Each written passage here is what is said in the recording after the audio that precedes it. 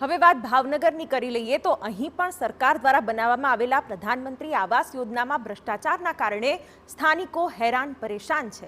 તેઓ સતત રજૂઆત કરી રહ્યા છે। સુભાષનગર ખાતે આવેલા મોક્ષધામ સામે 2 વર્ષ પહેલા બનેલા પ્રધાનમંત્રી આવાસમાં થોડા જ સમયમાં તિરાડો પડવા લાગી છે, જેના કારણે આવાસમાં રહેતા લોકોમાં ડરનો માહોલ છે। અને તેઓ શું કહી રહ્યા છે, આ સમસ્યા મુદ્દે સાંભળો। ઉપરથી નીચે સુધી ડ્રેનેજનું ટોયલેટમાં પાણી પડે છે, બાથરૂમમાં પાણી પડે છે। ખાસ કરીને વાત કરીએ તો દિવાલ અમારી તૂટી ગઈ છે। આપ જોઈ શકો છો કે સામે પણ દિવાલ તૂટી ગઈ છે। જે અમને પાણીના ટાંકા આપ્યા છે એમાં સરકારે 3 મોટર નાખવાની હોય છે। એક ફાલ્કન કંપનીની મોટર બેયમાં એક સારી નાખી છે, જે 30 થી 35 હજાર રૂપિયા થાય એ બરાબર છે, પણ જે નાની બીજી આપી છે એ ખાલી સાવ સાદી નાખી છે।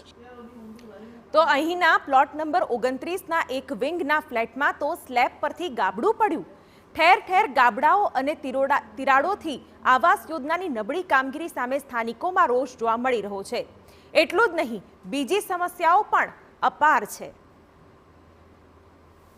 પાણી અમારે પ્લોટ નંબર 29 આવાસ યોજના, હું 8મા માળે રહું છું। છેલ્લા અઠવાડિયાથી પાણી અનિયમિત આવે છે, પાણી ડોળું આવે, એમાં પૂરા આવે। અમારા બાળકો નાના છે અને પછી આ ઘરની સમસ્યા છે। અમે લોન મૂકીને આ ઘર લીધું છે આવાસ યોજના, અમારે 7 લાખે પડ્યું છે આ મકાન। અમે મજૂરી કરીએ છીએ, હું બંગલાના કામ કરું છું।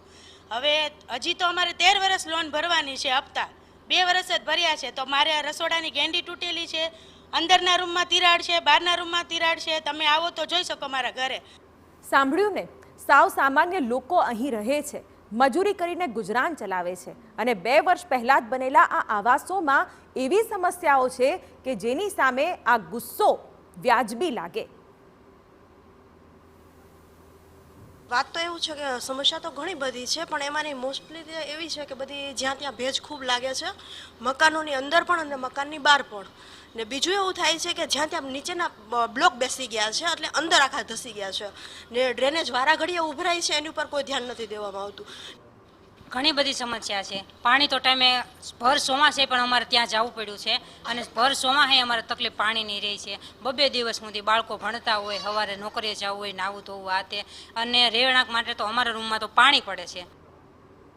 આ મામલે અનેક રજૂઆત કરી હોવા છતાં કોઈ કામગીરી ન થતી હોવાનો પણ સ્થાનિકોએ આક્ષેપ કર્યો।